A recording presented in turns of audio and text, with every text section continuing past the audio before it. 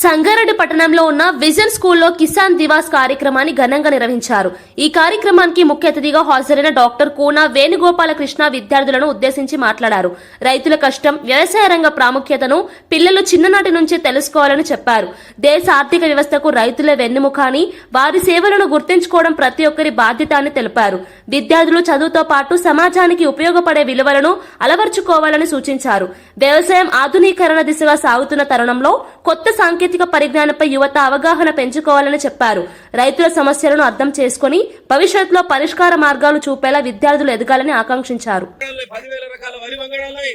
అదే విధంగా గోధుమలు తీసుకుంటే 7,000 రకాలున్నాయి. ద్రాక్ష తీసుకుంటే 10,000 రకాలు ఉన్నాయి. యాపిల్ తీసుకుంటే 10,000 రకాలైనటువంటి ఈ రోజు ఒక రకాలు ఉన్నాయనేటువంటి విషయాన్ని కూడా మనం అందరం కూడా తెలుసుకునేటువంటి ప్రయత్నం చేయాలి. మీరు అనుకుంటారు నిజంగా చెప్తున్నారు కదా, ఈరోజు రైతు దినోత్సవం అనగానే గత వారం రోజుల నుంచి ఏ రకమైనటువంటి మనం గ్రామీణ స్థాయిలో నిజంగా చెప్తున్నారు కదా, వ్యవసాయం అంటే ఇంగ్లీష్ ఏమంటారు, దాన్ని వ్యవసాయం ఇంగ్లీష్ ఏమంటారు బేట?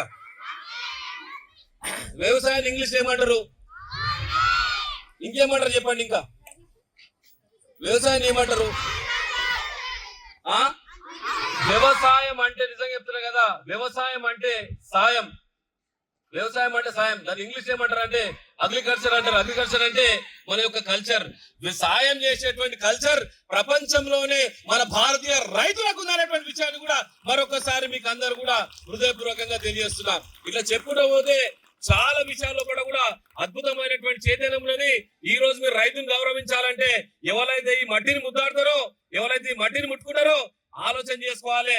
ఈ రోజు నేను ప్రమాణం చేస్తున్నా, మొబైల్ ఫోన్ ముట్ట, టీవీని చూడ, కానీ విజన్ స్కూల్ సంబంధించినటువంటి టీచర్లు చెప్పేటువంటి పాఠాలు నేను నేర్చుకుంటా.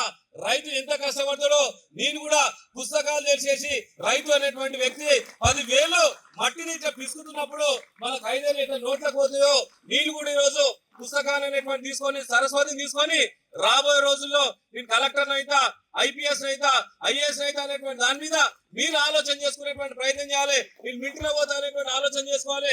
ఉన్నత స్థాయి అధికారి ఆలోచన చేసుకోవాలి. రేపు అడ్వకేట్ అయితే అనేటువంటి ఆలోచన చేసుకోవాలి.